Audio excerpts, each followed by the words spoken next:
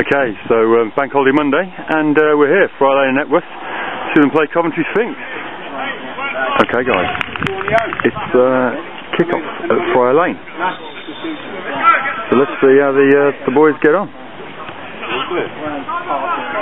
Bugger, knew I shouldn't have turned that off. We're a minute in, and the boys are 1-0 down. Jeez. No, that was quality. I wish I'd been able to capture that. The linesman just flagged central midfielder offside, and central midfielder jogging back says, "Are you sure?"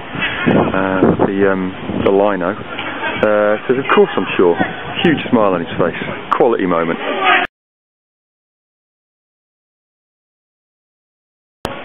So end of the game, and Friar Lane have been gubbed. Really 4-0.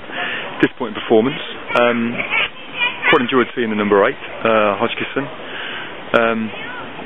Thought he did okay actually, middle of the park, lots of energy. Number 4 at the back, marshalled the defence reasonably well as it could be, given that they got 4 youth team players in there. But they just didn't have the energy, I don't think, or the drive through midfield of Coventry. And Coventry's captain actually, number 4, very easy player to watch.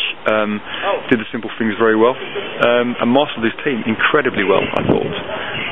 Great captaincy from him. So that's my resume of the game really. I think I've quite enjoyed it, to be honest.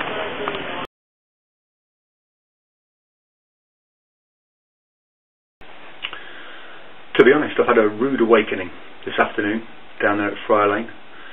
Got talking to a couple of members, life members of the club, people involved in or have been involved in the football committee. There are 2 committees that run the club, the football committee and the club committee, and really kind of opened my eyes in terms of the impact of money, even down the pyramid in the Midland Alliance, where they'd lost players over the summer, immediately before training started, to clubs that could offer those players contracts, or could afford to pay more for appearances or winning fees.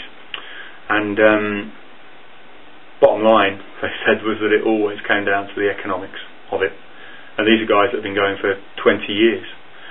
So I asked them why they continued to go, and the answer they gave was that it was something to do, and that if Friar Lane went out of existence, that they would go to watch another local team. And there isn't the same level of animosity as there is higher up. Friar Lane merged with Epworth Town a few years back, and seemed to be quite happy to do so. Actually, it seemed to be a bit of a favour for Epworth Town, actually, who didn't have the infrastructure to move up the league.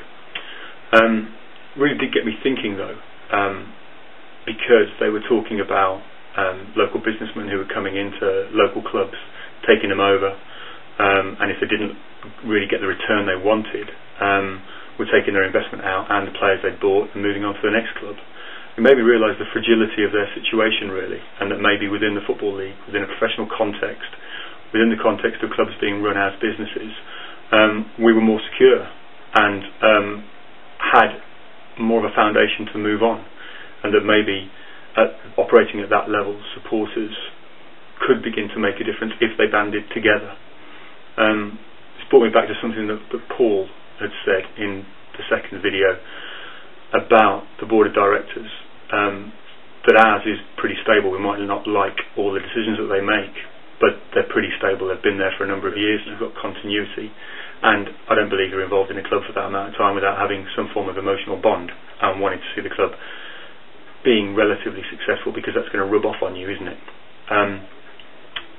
I think I need to understand that a little bit more. I've been a bit naive, I think, but I do think that a lot of this comes down to the pressure that the fans can put on a board or a committee in a constructive, sustainable way, and we failed at Walsall to do that, and that pains me, to be honest. So I can't really help feeling that almost that I'm impinging on someone else's territory down at Friar Lane a little bit. I'm going to go down again a week on Tuesday against Coleshill Town. I had a great chat with these 2 guys today. They're really, really solid guys. So going to continue to go down, I think. But it was a rude awakening. Things ain't as rosy as they seem, are they? A little bit naive.